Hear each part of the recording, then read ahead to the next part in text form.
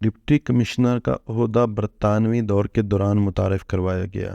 برطانوی دور کے دوران ڈپٹی کمشنر کے پاس بے انتہا انتظامی اختیارات ہوتے تھے۔ ڈپٹی کمشنر ضلع کا سربراہ ہونے کی حیثیت سے ضلع میں برطانوی مفادات کا تحفظ یقینی بناتا تھا۔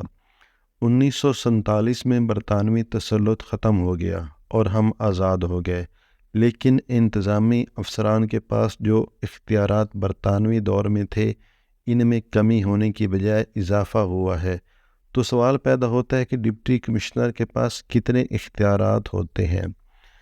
ڈپٹی کمشنر پورے ضلع کی انتظامیہ کا سربراہ ہوتا ہے اور ضلع میں موجود تمام سرکاری افسران اسی کی نگرانی میں اپنے فرائض سر انجام دیتے ہیں۔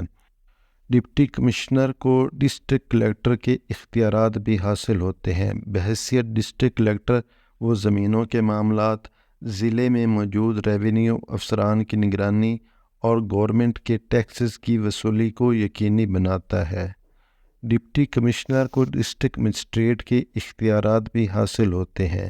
بطور ڈسٹرکٹ مجسٹریٹ وہ ضلع میں دفعہ 144 کا نفاذ کرتا ہے اور سمری ٹرائل کے ذریعے فوجداری معاملات میں سزا بھی سنا سکتا ہے۔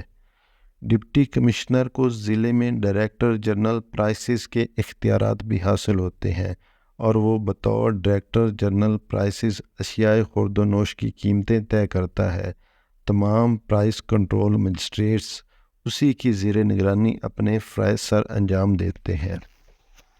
ڈپٹی کمشنر سول ڈیفنس کا کنٹرولر بھی ہوتا ہے۔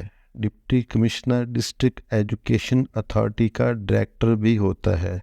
Deputy commissioner district health authority کا ڈائریکٹر بھی ہوتا ہے۔